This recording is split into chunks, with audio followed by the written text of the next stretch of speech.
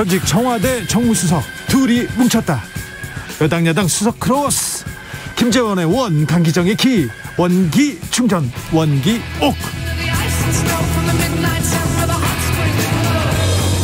냉철하고 확실한 분석, 막걸리 같은 걸쭉한 입담. 라이브, 주진우 라이브의 특급 조합입니다. 강기정 전 청와대 수석 오셨습니다. 네, 많이 덥습니다. 네, 김재원 전 청와대 민정수석, 국민의힘 최고위원 오셨습니다. 저도 정무수석이요. 정무수석이었죠. 네, 두 정무수석. 네, 그렇죠. 고맙습니다. 네, 왜 고마워요? 제가 고맙죠. 바꿔주셔서요. 네, 김재원 최고위원님은 왜 이렇게 살구도 가져오시고 자두도 가져오시고 저를 너무 좋아하시는 것 같아요. 아니, 저 정말 좋아해요. 아, 그렇습니까? 네. 그냥 좋아한다고 하지 정말 좋아한다고 하면 안 돼요. 자, 오늘 윤석열 전 검찰총장이 국민의힘에 전격 입당했습니다. 김재원 최고위원이 계속해서 바깥에서 놀아봤자 할 거 없어, 빨리 올 거야 거의 유일하게 맞추셨어요. 7월 입당이라. 네.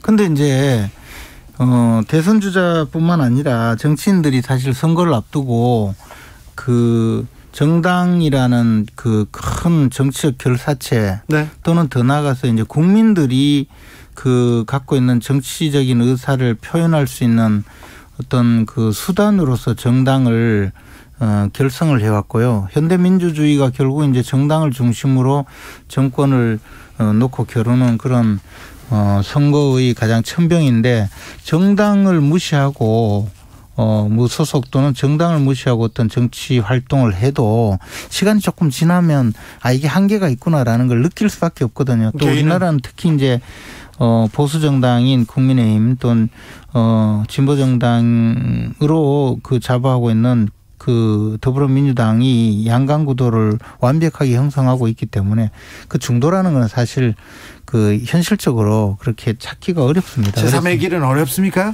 개인이 또 이 양당 구도를 깨기는 굉장히 어렵죠. 그걸 넘어서서요. 윤석열 전 총장은 제가 보기에 처음부터 제3의 길이라는 것은 상정하지 않았던 걸로 보입니다. 그렇기 때문에 입당은 사실 시기 문제라고 봤었고요. 언제까지 그러면 입당을 미룰 것인가 하는 문제였는데, 그것이 별로 중도를 확장한다는 것이 현실적으로 존재하지 않는 허상을 쫓는 그런 정치 활동이었기 때문에 저는 빨리 입당했으면 좋겠다라고 생각을 했었는데, 윤 전 총장도 그렇게 느끼고 입당을 한 거라고 봅니다. 강기정 수석님? 근데 제3의기를 생각하지 않고 입당을 전제했다면, 저도 그러리라고는 생각했습니다만, 전제했다면 준비를 좀 해야 되는데, 오늘은 일부 언론에서는 점령군이냐, 윤석열이 점령군이냐 이런 표현까지 했단 말입니다. 지금 일부 언론이 이상한 보도를 하고 있어요. 아니, 근데 제가 봐도 이준석 대표나 김기현 원내대표도 지금 당에 없고, 네, 지금 권영세 대협력 그 위원장이 꽃다발 주는, 그것도 뒤늦게 꽃다발 주는 이런 연극을 취했던데, 저는 우리 윤석열 후보를 보면 정말 준비를 안 한 사람이다 한 것이 곳곳에서 나타나요. 그러니까 우리가 여기서 다시 한번 그 기억을 되살릴 필요 없이 120시간 문제라는 밀란 문제라는 여러 가지 준비 안 된 정책의 문제도 있었는데, 입당하는 순간까지도 벼락치기 완전히. 아니, 근데 오늘 왜 국민의힘 대표도 없었고요. 그다음에 원내대표도 없었고 김재원 최고위원도 안 계셨어요. 저도 오늘은 그 최고위가 없었고, 예, 그 당대표가 그 전남 지역에, 네, 현장 방문하는 일정이 있어서 최고위원들도 또 많은 분들이 가셨고, 그렇게 저는 또 우리 주진우 앵커님 만나 뵈러 올 약속이 있어서 전남 지역 못 갔었고요. 네. 그런 과정에 아마 점령군이냐 이런 보도를 봤는데, 그게 아니고 그냥 당사를 기습적으로 방문해서. 왜 근데 기습해야 됩니까? 이런 사전에 준비도 하고 중요한 상황인데. 제1 후보인데 사전에 당에서도 좀 준비도 하고 환영 인파는 못 몰려도 코로나 때문에. 아니, 그건 이제 월요일 하면 되지. 왜냐하면 그럼 월요일에 입당하시면 되지. 입당을 하루 빨리 하라고 하는 여러 같은 국민적 요구가 있으니 입당을 먼저 하고 환영식을 해 주신다면 월요일쯤에 가서 환영을 하면 되는 거죠. 저는요, 윤석열 우리 후보가 지지율은 떨어지지 매일 떨어졌지 않습니까 사실은. 지지율은 뭐가 떨어져요? 아니요. 떨어졌어요. 저희가 체크해 본 대로는 떨어졌는데 지지율도 하락하지. 이준석 대표는 또 틈만 나면 협박해서 야 빨리 안 들어오면 너 그 근처에 있는 더운 스태프들 의원들 다 쳐낸다 탈당시킨다 징계한다. 그래서 윤석열 그러니까 또 윤석열 아내 김건희 씨 관련 또 장모 관련 검증 들어오지 기가 질려버린 것 같아요. 그러니까 아이고 이거 이러다가는 진짜 뼈도 못 추리겠다 해서 기습이 좋네 기습. 뼈도 못 추려서 기습했다 이거. 네.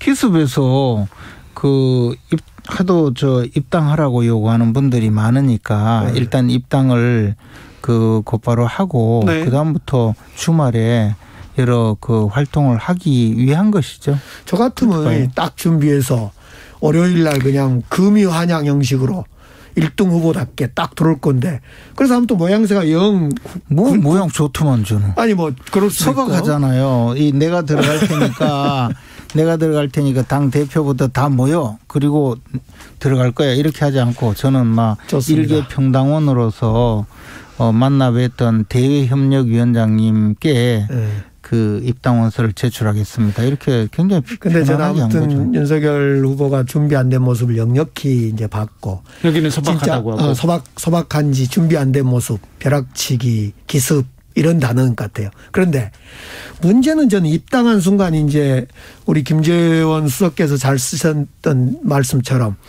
내부에 적이 이제 물어뜯을 거고. 저까지는 아니고. 내부에 그럼 경쟁자. 사나운 경쟁자. 사나운 경쟁자. 늑대. 이리 같은. 늑대라니 그래도 조금 순한. 아니요. 최재형. 맹견. 최재형. 그렇죠. 맹견. 맹견. 네. 이빨 빠진 맹견 좋아요. 네. 최재형 감사원장이 막 만나자 압박하니까 그것도 허둥지둥 하던데 어쨌든 내부에 이빨 빠진 맹견하고 외부에 민주당 우리 이제 검증 그거는 양쪽에서 시달리면 방금 말씀하신 일이 늑대 이렇게 표현하셨대죠. 아무튼 좋은 것은 다 자기 거고 안 좋은 것은 다 우리 거고 좋아요. 제가 볼 때 이빨 빠진 맹견 최재형을 비롯해서 사나운 우리 레드 아무튼 어떻게 견딜까 걱정이 큽니다. 견딜까 걱정하시는 것이 아니라 이제 박수치고 즐기시려고 보고 계시는 것 같은데 이렇게 제가 속이 다 들켜요. 사실은 이제 소위 우리가 이제 선거판에 네거티브라고 하지 않습니까? 이 네거티브도 판단은 결국은 심판은 국민들이거든요. 국민들이 어떻게 보느냐의 문제인데 지금까지 윤석열 전 총장 측에서 여당 측의 네거티브 또는 여권 성향의 시민사회에서 벌어지고 있는 네거티브 또는 국민의힘 소속 또 맹견들의 네거티브 이런 것이 이런 여러 가지 문제에서 좀 제대로 대응하지 못한다고 느낀 것이 캠프가 잘못 구성되었다. 저는 그렇게 보지 않고 이 물량 공세에 당하는 거거든요. 도처에서 이렇게 여러 가지 공격이 있는데 그에 대해서 제대로 대응할 수 있는 여력이 안 되는 것이기 때문에 사실 이제 앞으로 캠프에서 상당히 많은 인력이 함께 하면서 한 가지 매 한 가지들마다 이것을 사실관계로 다룰 것인지 주장으로 다룰 것인지 또는 더 나아가서 법적인 어떤 대응을 할 것인지를 빨리빨리 판단해서 하면 쉽게 대응이 될 거라고 봐요. 당에 들어오면 아무래도 대응 체계가 갖춰져 있기 때문에 좀 잘 대응하겠죠. 당에서는 이제 경선 끝날 때까지는 그렇게 특정 후보를 도와줄 수 없으니까 당 차원에서 돕기는 쉽지는 않을 거고요. 다만 한 가지는 이제 당내 나쁜 점은 그러니까 윤석열 전 총장 입장에서 보면 불리한 점은 방금 말씀드렸듯이 이제 당에서 기다리고 있는 여러 경쟁자들의 날카로운 공격이 있겠죠. 그런데 반면에 이제부터는 민주당처럼 의원들이 캠프에 같이 참여할 수 있거든요. 그럼 국회의원들은 아무래도 이 방면에는 조금 더 전문가들이니까 그분들이 나서서 또 이 대응을 한다면 어느 정도 또 좋은 방어가 될 수는 있을 겁니다. 당내에서 이게 경쟁 그거 쉽지 않을 텐데요. 그러니까 그동안에는 윤석열 후보가 이제 꽃가마 타고 국민적 어떤 1등 지지율 그거에 편승해서 즐겼던 것 같아요. 그래서 전국에 가면 그냥 구름대처럼 지지자들이 박수 쳐주고 그러다가 이제 준비 안 된 120시간 밀란 또 급기야 이한열을 부마 항쟁의 어떤 관련자로 이렇게 하지 않나. 그 부분은 조금 좀 아쉬워요. 김재원 최고님 이 부분은 좀 그렇죠. 아니, 그러다가 이제 당내에서 이 물어뜯을 사람들이 즐비하게 지금 12명입니까? 12명이 물어뜯을 준비하면 저는 윤석열 12명 중에 실제로 한 2명밖에 안 되는 것 같아요. 나머지는 그냥 누구죠? 보고. 홍준표하고. 물러서지 않습니다. 홍맹견은. 자, 홍준표는 물러서지 않습니다. 그리고 두 번째 하나는 유승민 정도 늘 아니 김재원 최고위원은 또 최재형 전 감사원장은 일단 별로 웃으면 아니요 최재형 전 감사원장은 그런 쪽으로는 하지 않을 거라고 봐요. 그 사생활은 안 할지 모르는데 여러 측면에서 상당히 도발적이던데요. 아니 뭐 그래도 그런 부분으로 네거티브로 승부하려고 하진 않을 거예요. 김재원 최고위원님, 이한열 열사 항쟁 비석 보고 6월 항쟁 비석 보고 부마 항쟁 얘기 나온 거는 좀 안타깝잖아요. 근데 우리 대학 4학년 때 일인데 네. 저는 사실 그때 제 친구들이 굉장히 많은 고초를 겪었거든요. 네. 근데 저는 신림동 서울대학교 도서관에서 고시촌에서 그때 2차 시험 공부하고 있었거든요. 그런 상황이긴 하지만 그때 사실 학교를 다니거나 그 부근에 있었던 사람들은 자기가 살아있던 시대이기 때문에 다 내용을 알 거예요. 근데 알죠. 아마 그 순간에 잘못 안내를 받았거나 부산에 갔으니까 부마항쟁인가 했을 거고 또 하나는 처음에 부마항쟁 하길래 아니 무슨 옆에서 장제원 의원이 부마 항쟁 얘기했어요. 부마 사태라고 했죠. 그러니까 60 항쟁 때 부산 마산에서도 똑같이 항쟁을 했나 저 스스로도 이거 그때 거기서도 있었구나 이 생각했어요. 저도. 그런데 저는 윤석열 총장이 참 답답했던 것이 바로 일주일 전 지금 이한열 상징을 보면서 동상을 보면서 이거 부마 때냐 이렇게 물었지 않습니까? 그런데 그 일주일 전 정확히 9일 전에 망월묘역 5.18 망월묘에 가서 우리 이한열 열사 묘를 이렇게 쓰다듬으면서. 근데 비석에 이한열이라고 막 써 있어요. 근데 다 써 있고. 제대로 못 봤겠죠. 아니 그러면서 그림도 그러면서 눈시울도 붉혔다라고까지 했는데. 그런다고 그렇게 해버리면 그럼 옆에서 이야기하면 순간적으로 착각해. 광주에서 쇼잉하고 온 거는 너무 저도 지역에서 이래 행사장에 누가 가면 옆에서 뭐라고 하면 거기에 따라했다가 망신당한 적이 있거든요. 그래도 이한열 열사는 6월 항쟁의 상징이고 뭐 다른 열사도 다 그렇습니다만은 참 너무 안타깝더라고요. 강기정 열사도 훌륭하십니다. 네. 금성우님께서 두 분 대담 구수합니다. 그냥 된장찌개입니다. 이렇게 얘기하고요. 강된장찌개 맛있답니다. 7617님께서 택시 타고 일찍 가서 기다리려고 했는데 형편이 점점 어려워지니까 급하게 경선버스 타신 건가요? 얘기하시고요. 6980님께서는 윤 전 총장 소나기 피해서 우산 속으로 가셨어요? 얘기합니다. 2081님 윤석열 후보 성격이 급한 분이라는 게 느껴집니다. 결심하면 바로 두서없이 행동하는 모습이랄까 이렇게 얘기하는데 어쨌든 입당을 했습니다. 그러면 큰 변수가 사라지는 건가요? 아니면 이제 어떤 판이 열리게 됩니까?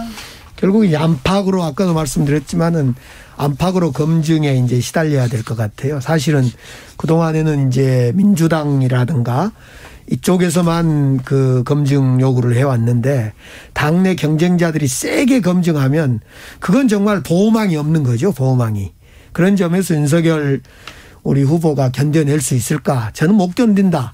이미 우리 이준석 대표는 윤석열 총장이 중도 확장성도 없다라고 언제 한번 얘기했고 오늘처럼 입당한 자리에도 뭐 사전 조율이 안 돼서 그랬지만은 입당한 자리도 환영을 하지 않을 정도면 이미 윤석열 후보는 버린 카드 아니냐 좀 이렇게 보여요. 하여튼 제가 늘 느끼지만 우리 강기정 전 수석님은 윤석열 전 총장이 엄청 겁이 나는가 봐요. 겁이 난 게 아니라 좀 얄밉기도 해. 그러니까 하여튼 계속 그냥 못마땅해서 험담만 해요. 험담만. 그래서 뭐 안 되기를 바라느라고. 근데 보통은 안 되기를 바라면 오히려 말로는 그냥 점잖게 이야기하는데 워낙 순수하신 분이라서 그냥 저 사람 망했으면 좋겠다라는 생각이 계속 그냥 나와요. 그래서 이러면 이렇게 안 될 거다. 저러면 저렇게 안 될 거다.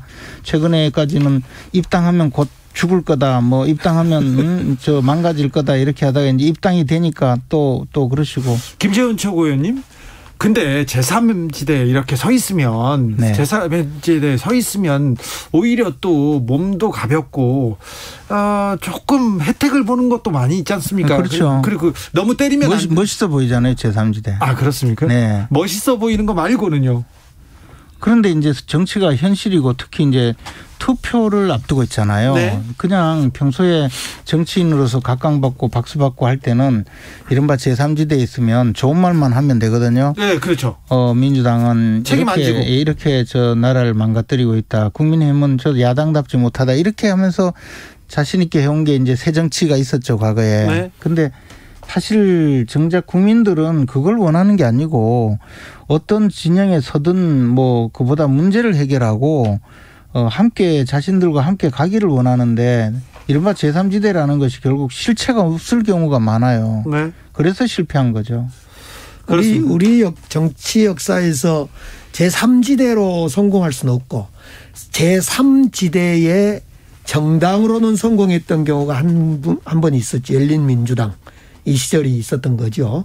그러니까 윤석열 후보도 3지대를 상정했다면 자기 스스로가 정책과 조직을 가지고 정당을 만들었어야 되는데 가만히 보니 자기를 따라온 사람들도 윤석열을 입당시키기 위한 압박용으로 그 한 40여 명의 국회의원들이 함께 한 것 아니냐. 그런 점에서 정당을 만들 수 있는 상황까지는 안 된 것 같아요. 아니 역시 준비는 안 된 것 같아요. 저는 정당을 만들면 상당히 성공하겠다는 생각을 가졌어요. 그러니까. 그런데 이제 그 애당초부터 정당을 만들 생각이 없었던 거죠. 왜냐하면 윤석열 전 총장은 제가 보기에 그 정당을 만드는 것보다는 국민의힘이 훨씬 자신의 정치적인 입장이나 정치적인 그 생각 또는 철학이라 그럴까요? 네. 그것이 훨씬 가까웠던 거죠. 그저 굳이 정당을 만들 필요를 못 느꼈죠. 그 생각까지는 갖지 않는 것 같습니다. 저는 그 한 말씀만 드리면 저는 윤석열 총장이 정치를 하겠다 해서 윤석열 후보가 윤석열, 안철수, 유승민 이런 개혁 보수들하고 함께 정당을 만들겠구나. 그러면 정말 큰일이겠구나. 그렇죠. 중도에서 윤석열에 대해서 기대하는 기대치가 굉장히 높았거든요. 그렇죠. 그랬는데 결과적으로 탄핵의 강을 못 건너고 빠져불더라고. 거기에 박근혜 탄핵 태극기 부대에. 그래서 제가 황교안 짱 났구나. 황교안이구나. 윤석열 후보는. 엄청나게 걱정이 되니까 이제 그런 반응을 하시는데 사실은 이제 이른바 제3지대에서 지금 말씀하신 대로 모였으면 아마 이슬처럼 사라졌을 거예요. 그래요? 그래서 그만큼 사실은 현실 정치의 감각을 나름대로 갖추고 있다고 보고요. 이게 정치가 현실인데 유권자들로부터 표를 얻어서 숫자를 헤아려서 승부를 가리는 현실인데 지금처럼 허황된 이야기를 하고 허황된 이야기를 하는 사람을 따라가면 망하기 직전이죠. 사실 제가 다른 인터뷰 때 윤석열 캠프에 사실 지금 강기정 수석님처럼 주장하는 사람들이 굉장히 많았어요. 그랬어요? 예, 제가 알기로. 네. 그래서 그분들한테 우리 영화 미국 영화 웨스트 윙 보면 그게 이제 대선 캠프 장면도 나오는데 대선 캠프에 우리 강기정 수석님처럼 약간 허황된 이야기를 하면서 후보를 이렇게 자꾸 부추기는 사람들이 있으니까 가장 통찰력이 깊고 결국은 그분이 이제 비서실장을 맡게 되는데 그분이 딱 불러가지고 이야기 몇 마디 하고 다 잘라요. 너 나가. 그리고 나서 캠프가 이제 제대로 되거든요. 제가 그 이야기 하면서 윤석열 총장은 딴 게 아니고 지금 캠프에 허황된 이야기 하는 사람들 제3지대에 있자 뭐 이런 사람들 11월 달까지 기다렸다가 후보 단일화 하자 이렇게 주장하는 사람들 빨리 다 잘라내라고 그 사람들하고 같이 가다는 곧 망한다고 이렇게 이야기했는데 뭐 잘려나온 사람은 없는 것 같아요. 근데 뭐 윤석열 후보가 잘 뭐 되길 바란데. 맞아. 저렇게 밖에 있든 안에 있든, 예? 밖에 있든 안에 있든 안 되겠습니다. 그러니까 저렇게 거짓말을 해요. 뭘 잘 되길 바라요. 지금 망하기를 바라는. 정치적인 수사라는 게 있지 않습니까? 왜 또 품위 있는 최고 두 정무수석께서 왜 또 김종인 전 비대위원장 관계는 어떻게 될까요? 앞으로 이 어떤 관계를 맺을까요? 저는 그것도 보면 우리 윤석열 총장이 굉장히 정치적인 정치적인 안배를 잘하고 정치적인 통찰력을 갖추고 있다고 생각한 것이 어제까지 김종인 위원장을 만났다라면 김종인 위원장은 또 그랬을 거예요. 국민의힘에 들어가면 안 된다. 방금 또 우리 강기정 수석 말씀하신 것처럼 또 허황된 이야기를 하셨을 거예요. 그러면 이제 그 어른이 하시는데 그걸 싹 무시하고 다음날 들어갈 수도 없고. 네. 그런데 지금 보니까 입당해서 겨루는 것이 훨씬 현실적이고 맞는데 안 들어갈 수도 없고 그런 상황이 빠지거든요. 그래서 이제 입당을 하고 내일이나 뭐 조금 있다가 찾아가야 돼요. 왜냐하면 직전 당대표였잖아요. 지금 찾아가면 이제 인사거든요. 제가 입당을 하고 입당을 했기 때문에 이제 인사 드리러 왔습니다. 직전 당대표로서 한 말씀 해 주십시오 하면 우리 당에 들어온 거 축하한다 그러지. 그러면 왜 들어왔냐 하겠어요. 그러면 이제 또 다시 또 좋은 말씀을 하시게 되죠. 저는 김종인 전 비대위원장이 11월쯤에 입당을 하더라도 11월쯤에 입당해라. 네. 이렇게 한 데는 이유가 있었던 것 같아요. 우선 지금 윤석열 우리 후보는 당에 들어가면 뼈도 못 추릴 거다 이런 전제가 있었고. 네. 아니 진짜 그렇다고 봐요. 살도 많은데 어떡하지. 그래서 윤석열 후보가 지금 당에 들어가면 바로 건도박질 칠 거다. 그런 조언이었고 또 하나는 김종인 비대위원장 입장에서는 차분히 좀 힘을 키워라. 맷집을 좀 키워라. 이런 주문이었던 것 같아요. 그런데 네. 맷집을 키울 시간과 기회가 안 주어진 거예요. 계속 주변에서는 검증해야 할 일들이 처가, 장모, 부인 막 터지지. 그래서 아마 포기하고 그냥 입당한 거 아니냐. 자포자기 심정으로. 아무튼 정치적으로 참 잘 판단을 하고 있다는 김재원 최고위원과 그리고 뼈도 못 치를 수 있다는 강기정 전 청와대 정무수석의 얘기를 계속 듣고 있습니다. 7617님께서 대표적인 허황된 얘기하신 분이 김종인 전 비대위원장이에요. 얘기하기도 합니다. 이 얘기만 짧게 묻고 민주당으로 가겠습니다. 줄리 벽화는 어떻게 보세요, 강기정 수석님? 그 벽화가 전국에 많아요. 예를 들면 우리 암태도 소작쟁이 있었던 신안 암태도에는요.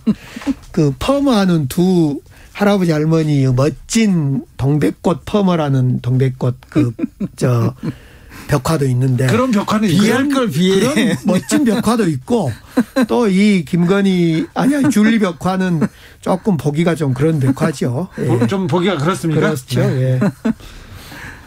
뭐 아무리 선거 운동이라지만 네. 그렇게까지 하니 네.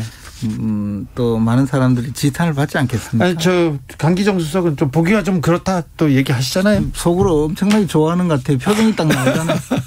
좋아하고 그러진 않죠. 또 민주당 얘기로 가보겠습니다. 민주당 원팀 협약식을 할 정도로 좀 거칠었는데 원팀이 될지 원안의 팀이 될지 어찌 될지 이제는 좀 정책 대결, 비전 대결로 갑니까, 강기정 수석님? 아닙니다. 그 네거티브와 검증의 차이는 종이 한 장 차이, 백지장 차이라 그랬는데, 그러니까 이제 저는 늘 아쉽던데, 우리 그 국회의원, 단체장, 지방의원 하면 다 당에서 검증단이 가동돼서 검증도 하고 그런데, 네? 대통령은 검증을 하질 않아요, 도대체. 그러네요. 그래서 저는 그동안 이만큼 검증 받은 분들이잖아요, 이분들은. 아니, 그런데 이제 선출직에 다 나왔던 분들. 당에서 또 그럼에도 불구하고 검증단을 만들어서 검증을 해줘야만 개인 대 개인이 후보끼리 검증을 하려니까 참 물어보기 딱한 것도 있잖아요. 뻔히 서로 아는 사이에서. 그런데 안 물어보면 그것은 본선 경쟁력에도 좀 어려워지는 그런 문제들이 분명히 있습니다. 그래서 그런 것들은 당에서 자꾸 원팀 하지 말고 원팀이 진짜 되려면 그런 검증단을 제대로 가동시켜주는 겁니다. 2007년도에 우리 당이 또 이명박 박근혜 이야기 하시려고 이명박 그 경선할 때 국민검증청문회를 했어요. 그러니까 그때 안강민 그 검사장 전 대검 중수부장 딱 앉히고 중앙 양쪽에 12명이나 앉아가지고 검증청문회를 했는데 그 오전에는 박근혜, 오후에는 이명박 그 생중계를 했거든요. 그리고 그 앞에 검증청문회 검증단에서 요구한 게 한 200개 문항이 넘었어요. 각각 다. 그래서 결국 어떻게 되었나 하면 그때 나온 이야기가 나중에 오늘날까지 이렇게 영향을 미치거든요. 네. 한번 해보세요. 그래서 직권을 도와드릴게요, 제가. 이명박 박근혜 연이어 직권을 하잖아요. 사실. 그러니까 하여튼 해보세요. 그러니까 도와드릴게요. 네. 그래요? 제가 가서 검증위원장 해드릴게요. 좋아요. 좋았습니까? 위원장까지는 안 되고. 네. 아니 왜 민주당을 당적으로 옮기시든지 자꾸 추미애 선거인단 투표한다고 추미애 한다 그러지. 이제는 검증위원장까지 하신다 그러는데. 그럼 검증을 도와드릴게요. 그냥 우리 당으로 이번 기회에 김재원 최고위원 영입하면 좋습니다. 네. 예. 김재원 최고위원 지금 민주당 경선 어떻게 보고 계십니까? 민주당 경선은 끝까지 그때 소위 박근혜 이명박 당시 경선에 비해서는 굉장히 신사들이에요. 지금 이 정도는 서로 고발도 안 하잖아요. 네. 그때는 박근혜 후보가 도곡동 땅은 누구의 땅입니까? 이렇게 이야기하고 네. 이명박 후보가 새빨간 거짓말입니다. 이죠. 뭐라고요? 한 방에 간다고요? 제가 갔습니까? 이러면서. 그렇죠. 그런데 그게 또 보여지 않는. 근데 민주당도 끝까지 이 구도가 지금 이재명, 이낙연, 정세균 구도가 끝까지 갈까요? 어차피 양강구도로 편성이 되어요. 네. 예. 그러니까 우리 정세균 후보를 좋아하는 우리 강기정 수석은요. 조금 3위, 4위까지는 힘들어요. 1, 2위 싸움으로 갈 수밖에 없거든요. 다만 2등, 1등을 치고 넘어갈지 아닐지 그런 구도죠. 우리는 이제 결선 투표가 있으니까요. 네. 여러 가지 이슈가 하나 터질 때마다 지금도 한 5% 안팎에서 출렁거리거든요. 네. 물론 현재는 양강으로 가고 있는데 결선 투표 때문에 다자구도로 갈 가능성이 분명히 있습니다. 근데 어쨌든 그 이낙연 후보나 그 정세균 후보는 이재명 후보에 비해서 너무 재미가 없어요. 좀 재밌으라고 하세요. 좀 더 재미가 있어야 돼요. 들으면 너무 그 잠이 와요. 네. 아니 그런데 이낙연 후보는 재밌습니까? 그럼? 이낙연 후보도 재미가 없어요. 두 분 다 재미가 너무 없어요. 그리고 이재명 후보는 좀 재밌잖아요. 어쨌든 옛날에 했지만 욕한 것도 남아있고 이래서 들으면 재밌잖아요. 그러니까 거기서 재밌다는 것은 야당의 좀 유리한 그런 이야기가 아니고 국민들이 보기에 실제로 그리고 공약 내고 이런 것도 무슨 소리인지 잘 몰라요.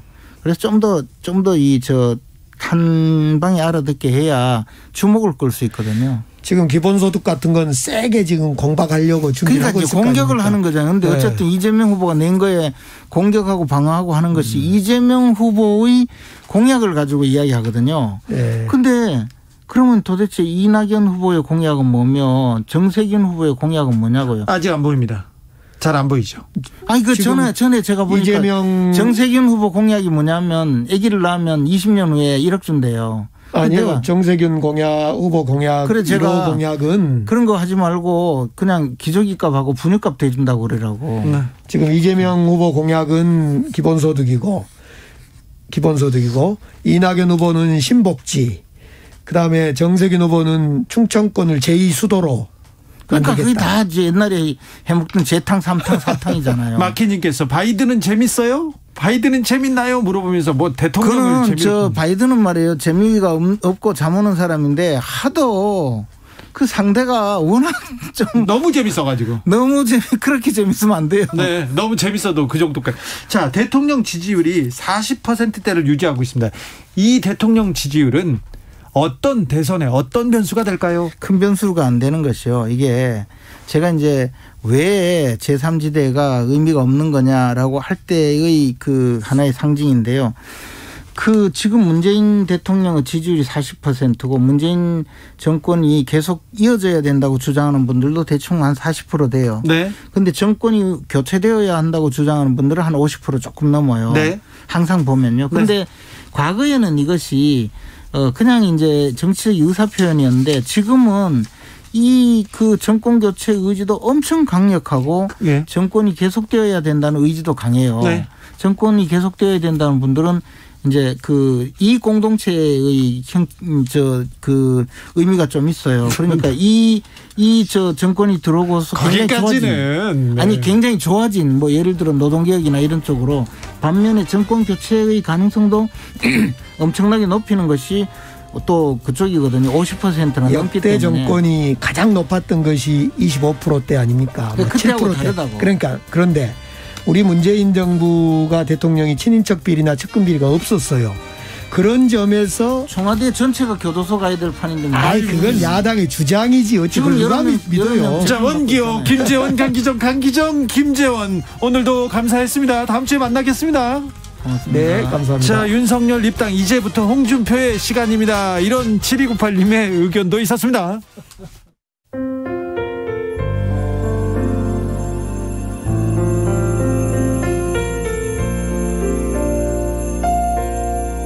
KBS 라디오 연중기획 희망충전 대한민국 440번째 이야기. 안녕하세요. 아나운서 이현주입니다.